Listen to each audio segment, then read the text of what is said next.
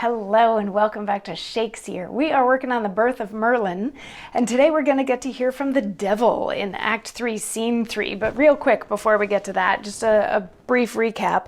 The clown and Joan have been running around trying to find the father of Joan's baby, and at the end of Act 3, Scene 1, we found out that the devil is actually the father of her baby, but the devil isn't necessarily visible to everybody. The clown couldn't see the devil when Joan could.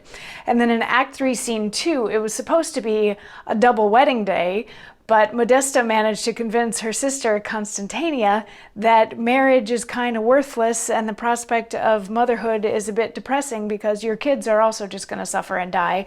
So both of them decided that they don't want to get married. Neither of them wants to get married, and they pled with their father to bless them in wanting to save their eternal souls. And he was like, you know what, I guess that kind of makes sense. Okay, I can get behind that. So that was Act 3, Scene 2.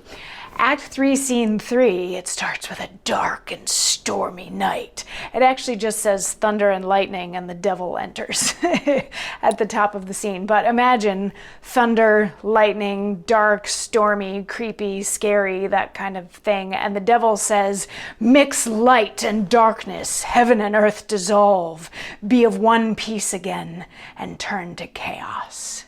Break all your works, you powers, and spoil the world. Or if you will maintain earth still, give way and life to this abortive birth now coming, whose fame shall add unto your oracles. Lucina, Hecate, dreadful queen of night, bright Proserpine, be pleased of Ceres' love. From Stygian darkness summon up the fates, and in a moment bring them quickly hither, lest death do vent her birth and her together." And then there's a loud clap of thunder. "Assist, you spirits of infernal deeps, squint-eyed Erethio, midnight incubus, rise, rise to aid this birth prodigious." And then Lucina and the three fates enter. "Thanks, Hecate, hail, sister to the gods. There lies your way. Haste with the fates and help. Give quick dispatch unto her laboring throes to bring this mixture of infernal seed to humane being." And the fates exit. "And to beguile her pains, till back you come, antics shall dance and music fill the room." And then there's a dance scene. "Thanks, Queen of Shades." So it is a little bit of a weird monologue just because there's the thunder and then there's an entrance and then there's an exit and then there's a dance number that happens in the middle of it. But it is all the devil orchestrating the birth of his son.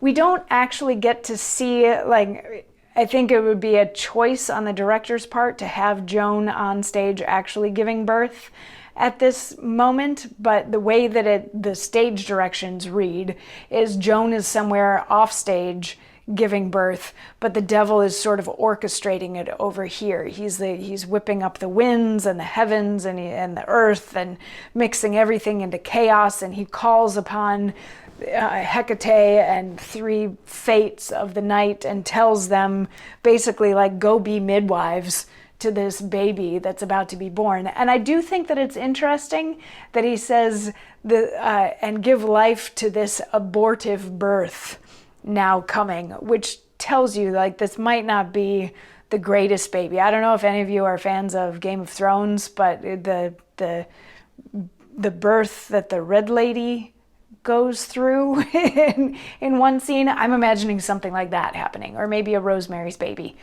type situation is what's happening here. But it's not actually happening on stage, it's happening over there while the devil is whipping up the elements and calling in spirits to be midwives and all this sort of thing. And after he's given them their directive to go help birth his son, then he's like, okay, and then to pass the time, we'll have some dancing and some music. So then you get to throw a musical number into this, and when the music is all over, he thanks Lucina, the Queen of Shades, who we will get to hear from in tomorrow's monologue. So I will see you then for that. Mwah.